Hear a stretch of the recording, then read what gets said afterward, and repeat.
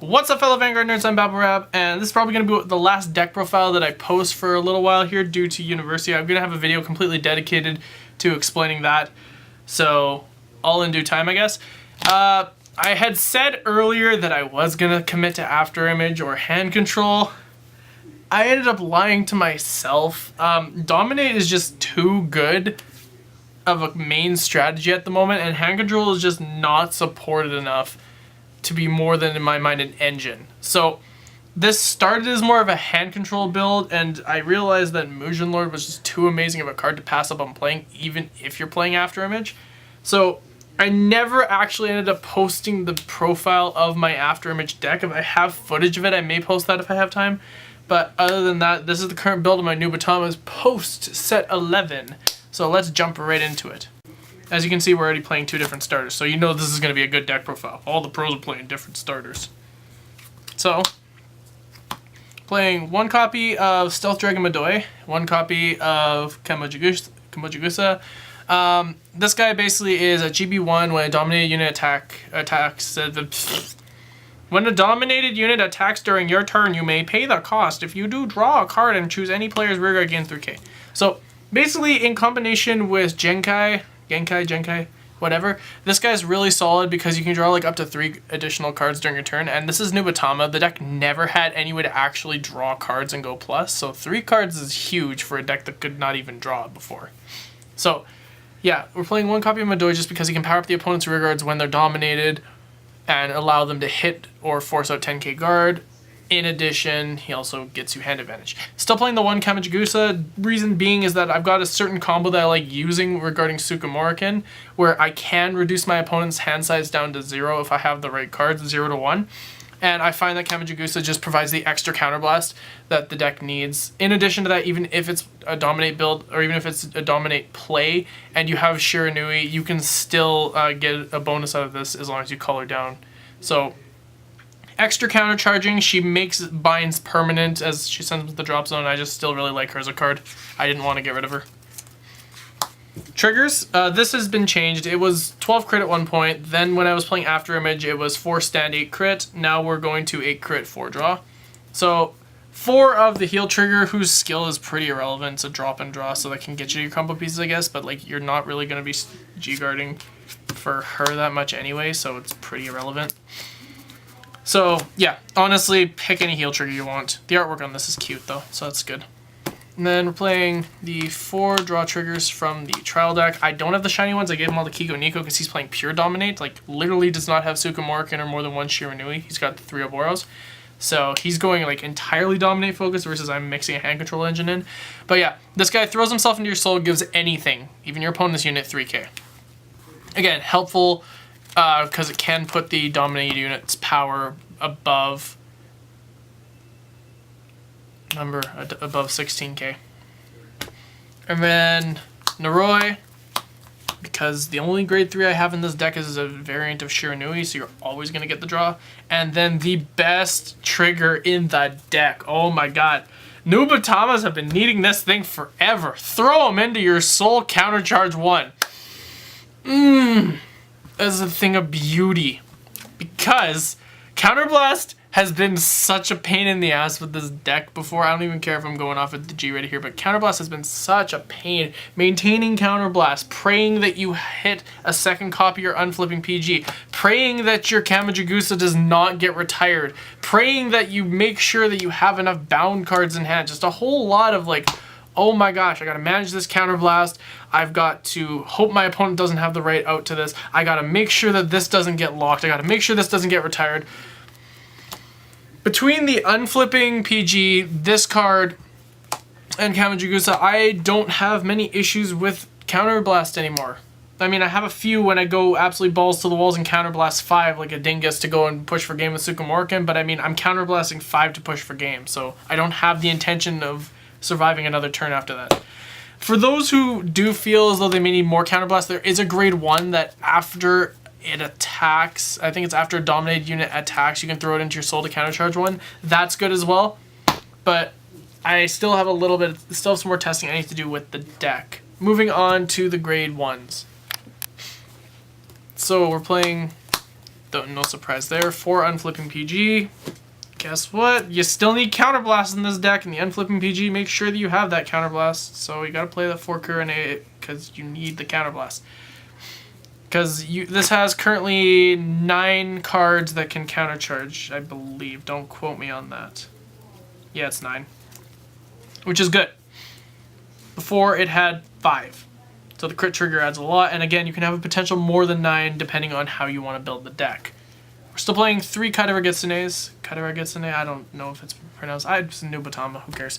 So yeah, Strat Enabler, search a Shiranui, so if you don't like the Shiranui they have in your hand, you can say, well, guess what, I'm going to use you, grab a Shiranui, discard a Shiranui. You better make sure that you have, like, the right stuff and everything. But yeah, still 3 Strat Enablers. Don't know if I'm going to jump it up to 4. 3 has always kind of just been a nice number for me. So, you know, there's that. Probably not going to switch it to 4. And then this guy is like my Dreadmaster replacement. 3 copies of Tenrai.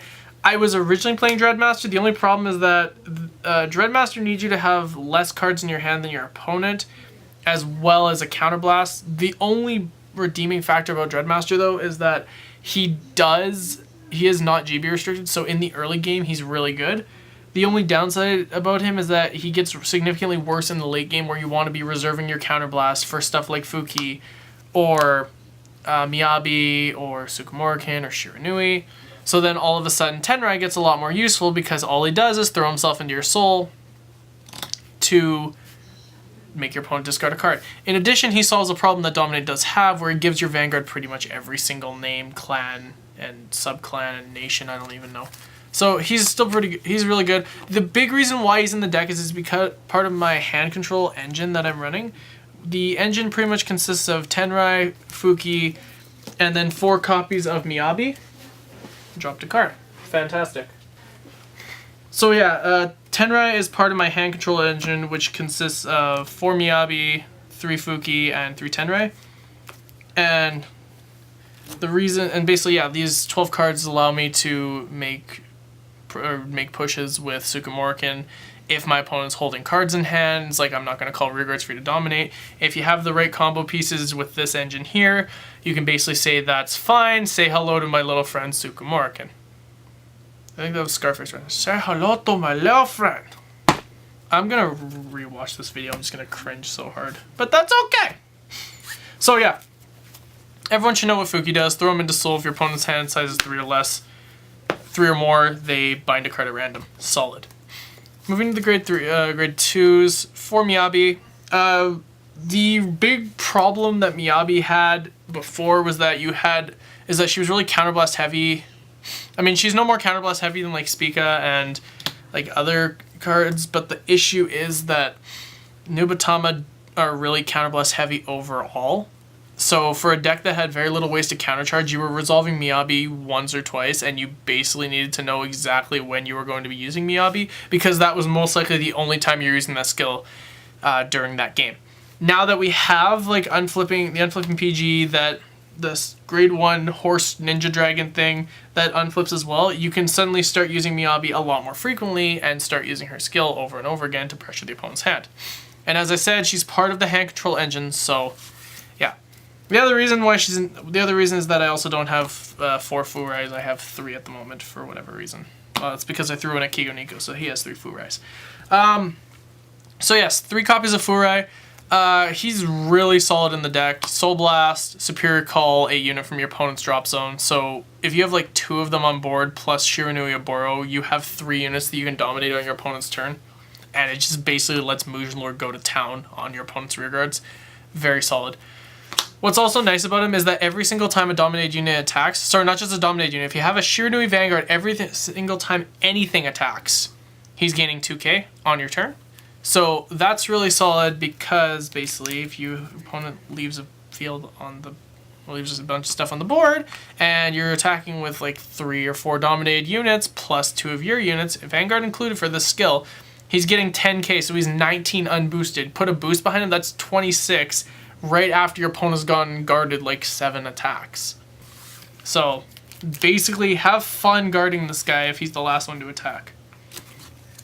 And then the hand advantage engine of the deck, in addition to Madoi, is Genkai. When a Dominate unit attacks, you Counterblast and Soul Blast, draw a card, he gains 2k. This can be looped multiple times, so as long as you have the Counterblast and the Soul Blast, you can draw a ton of cards. So this guy basically keeps your hand fairly big, and he allows you to maintain, big hand size. I've had like something I've never had before in the deck, which is like 10 cards in hand during like a normal situation, which is very impressive with this. So yeah. Moving to the grade 3s, so this should come as no surprise. 3 of the original Shiranui and 3 Shiranui Oboro. As for which one I prefer having on Vanguard, it depends on the matchup, I think. If it's like Great Nature, you want this guy. If it's like Novas, probably play that guy, I don't know.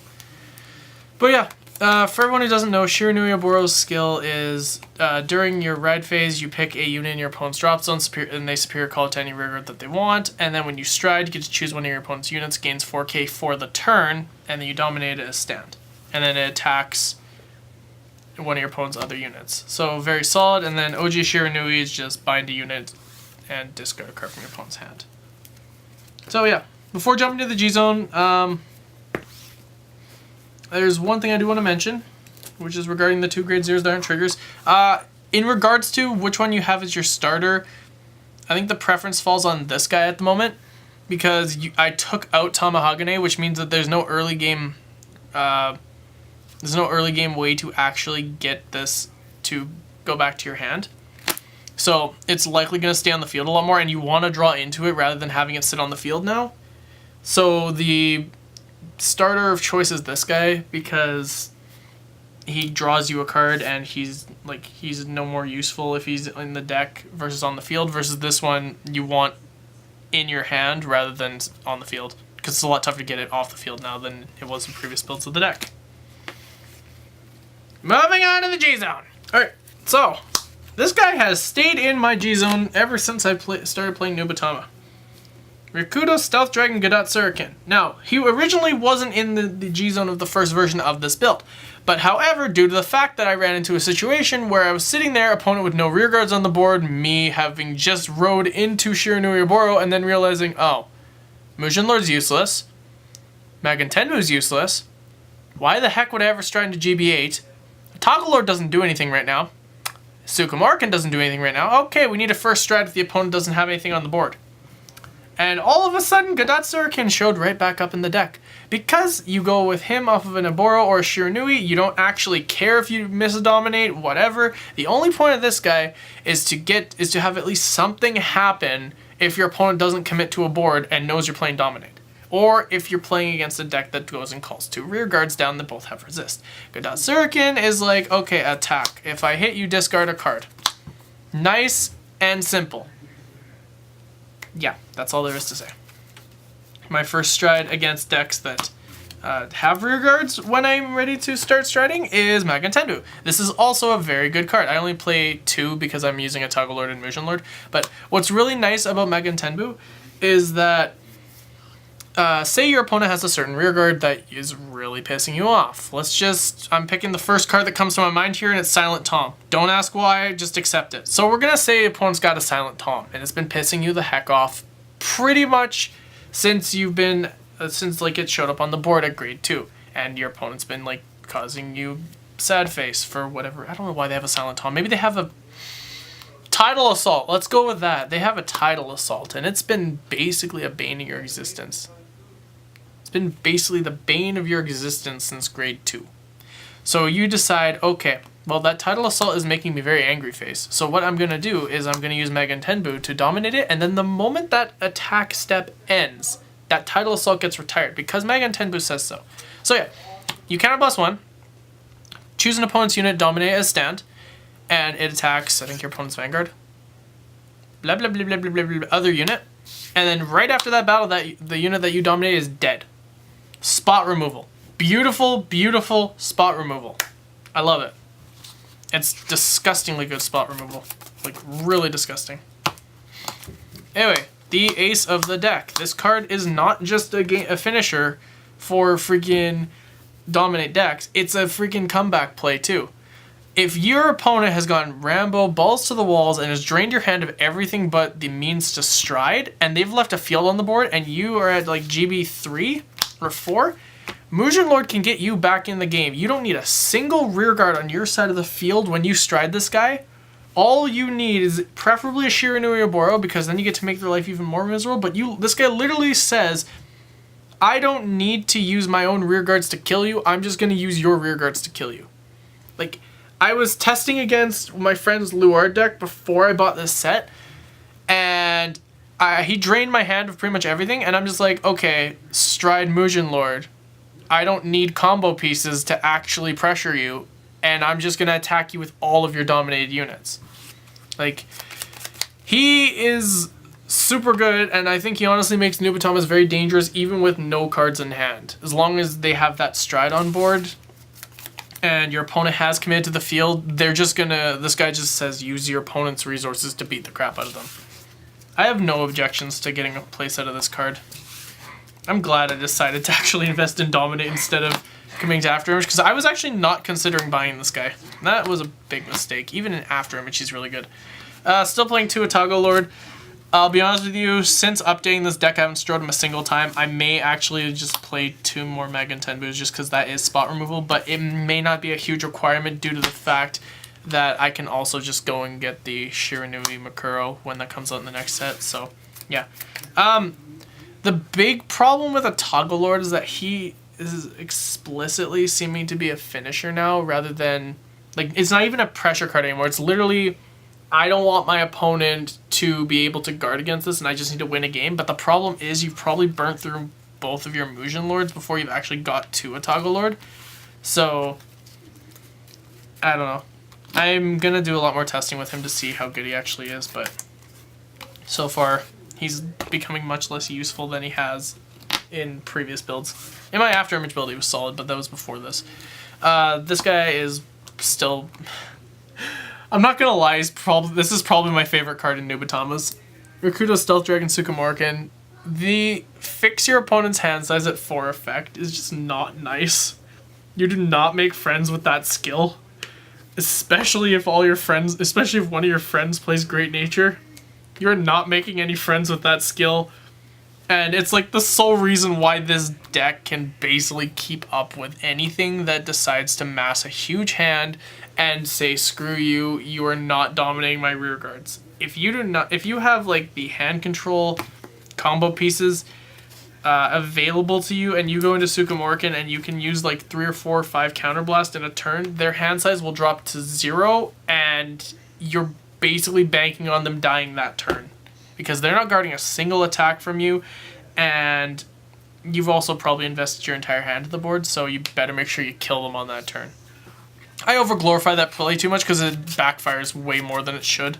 I mean, no, it backfires about as much as it should, but I love you going into that play anyway because apparently I like reducing my opponent's hand size from 16 down to 4. 12 cards out of hand's pretty good. The GB8. With all the Dominate stuff, as long as I don't go and do a stupid and try to like just bum rush with Sukamorkin for an early win, he's solid. Because if they try to guard, they have to discard 2 cards. Every single time they guard. And this is actually really gross with a Boro, because assume your opponent's at like 5 damage or something, I don't know, we're just going to say it's an optimal situation, and you stride this over top, you get to dominate your opponent's unit, and then attacks, and that's the first attack, so then you Soul Blast 1, and they discard 2. And then you get 2 more attacks, and they got to discard another 2. So by the time this guy's attacking, they probably don't have anything in hand, because that's like 6 cards out of their hand. I mean, if they PG, then they've gone and burnt 9 cards to guard 4 attacks, which is pretty good. So, you know, they're either not coming back from that, or they're dead, so... yeah, I haven't really done that much playtesting with the Dominate stuff, but, you know, in theory, this guy's good. That one, this one, this one. Explaining these 2 first. So, this guy is Flippity Floop a G-Guard, and then they discard 2 cards, and if they choose not to, this guy gets 20k, so that's really good. And then this guy's if your opponent's hand size is 6 or less, which might not be as smart of an idea, maybe... it might be better off putting like Screw You or Dismal. Dismal might be a good idea. Maybe Dismal or the other Adibadoshi in the deck. But yeah, these are not bad. They're just there. Honestly, I don't think the G-Guards are this deck's strong point. This one's really funny though. It's not it's pretty funny to use.